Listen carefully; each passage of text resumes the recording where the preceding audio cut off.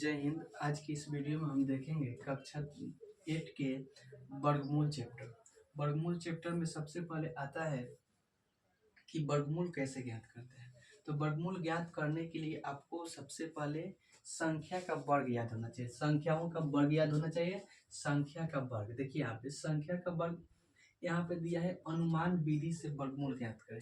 तो अनुमान विधि से वर्गमूल ज्ञात करने के लिए आपको सिंपल सा ट्रिक है, साइंटिफिक उसमें का है साइट्रिक तरीका है कि उसमें आपको 1 से लेकर 10 तक आपको वर्ग याद होना चाहिए।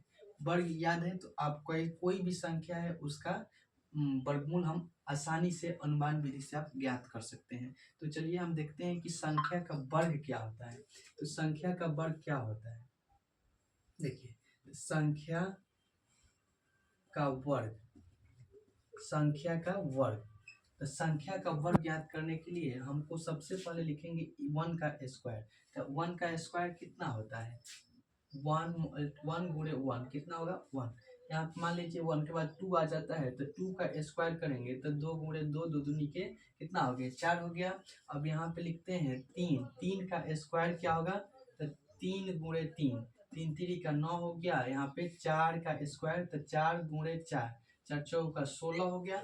अब यहाँ पे देखते हैं 5 का क्या होता है, तो 5 गुणे 5 कितना हो जाएगा 50, 25 हो गया।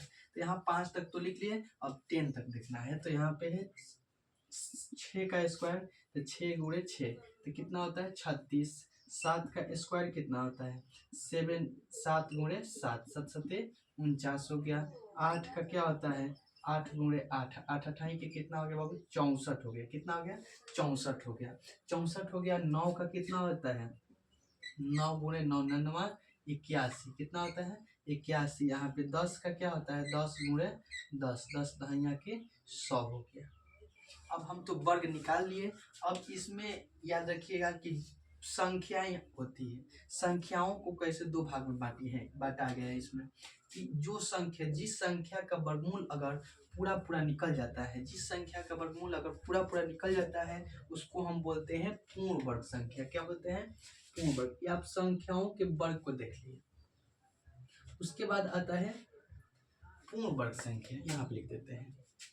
देखिए पूर्ण वर्ग संख्या, पूर्ण वर्ग संख्या एक होती है अपूर्ण वर्ग संख्या, अपूर्ण वर्ग संख्या, पूर्ण वर्ग संख्या और अपूर्ण वर्ग संख्या। तो पूर्ण वर्ग संख्या अपूर्ण वर्ग संख्या हम किसे कहते हैं, तो याद रखिएगा कि जिन संख्याओं के वर्गमूल अगर पूर्णतः प्राप्त हो जाता है, पूर्णतः का मतलब होता है पूरा पूरा ज्ञात हो जाए, तो पूर्णतः प्राप्त हो जाता है उसको हम बोलते हैं पूर्ण वर्ग संख्या। और जिसका वर्गमूल नहीं निकलता है उसको बोलते हैं हम अपूर्ण वर्ग संख्या। तो यहाँ पे देखिए 25 का वर्गमूल अगर निकालते हैं तो उसको हम 25 को क्या बोलेंगे पूर्ण वर्ग संख्या, और जिसका वर्गमूल ना निकले उसको बोलते हैं अपूर्ण वर्ग संख्या। तो दोनों का डिफिनेशन क्या बोल सकते हैं हम लोग, कि जिस संख्या के वर्गमूल पूरा पूरा निकलता है उसे हम क्या बोलेंगे पूर्ण वर्ग संख्या, जिसका वर्गमूल नहीं निकलता है उसका हम क्या बोलते हैं अपूर्ण वर्ग संख्या। यहाँ पे एग्जांपल्स देख लीजिए 1 2। तो यहाँ पे जैसे, तो मान लीजिए जैसे में 1 का 9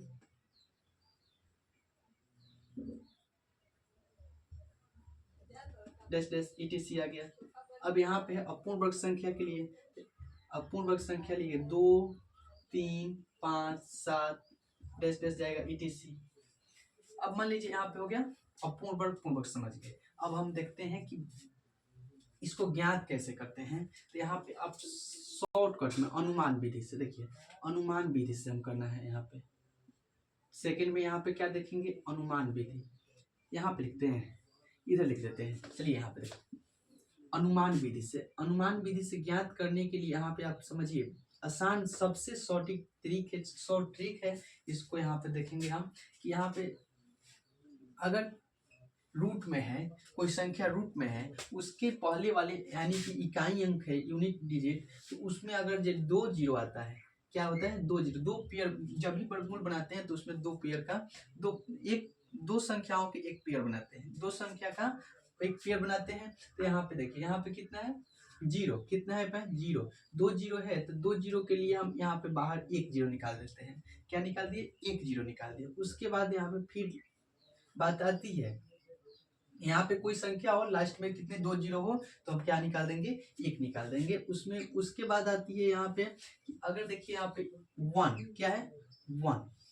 और फिर यहाँ पे है वन, यहाँ पे इकाई अंक दोनों का वन है। अगर किसी भी संख्या के इकाई अंक वर्गमूल ज्ञात करना, उसका इकाई अंक देखना है, एक आता है तो उसके लिए हम लगाते हैं 1/9। यहाँ पे लिखते हैं 1/9। दिख रहा है सबको? दिख रहा है? यहाँ पे 1/9 लिख देते हैं। अब 1/9 हो गया। अब देखिए यहाँ पे कि 4 है, क्या है? 4 है और किसी के वर्ग में 4 आ रहा है। हाँ जरूर आ रहा है। यहाँ पे देखिए तो 4 4 यानी कि 2 का आया और 8 का आया। यहाँ पे अगर हम लगाते हैं 4, क्या लगाते हैं? 4। तो 4 के लिए हम लिखते हैं 2 और क्या लिखेंगे? 8।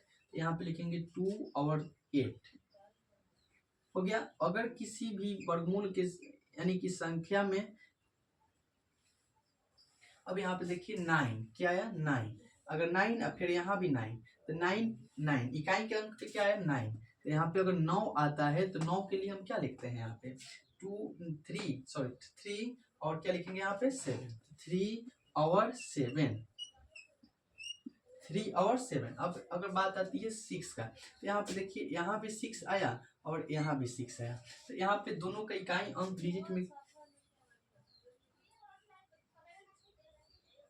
देखिए यहाँ पे हो गया 6। यहाँ पे 6 होने के बाद से यहाँ पे कितना है? 6 और 4 का। तो ये लिखेंगे यहाँ पे इसके लिए 6 और नहीं 6 के लिए क्या लिखेंगे? यहाँ पे 4 का किए और कितने किए? यहाँ पे 6 का। तो लिख देंगे यहाँ 4 और 6।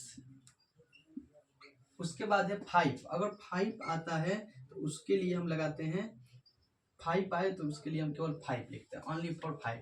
अब यहाँ पे तो लिख लिए। अगर ये ट्रिक आपको दिखता है, अभी नहीं समझ में आ रहा होगा कि कैसे इससे हम बनाएंगे कैसे, तो यहाँ पे मान लीजिए कितना एग्जांपल्स लेते हैं।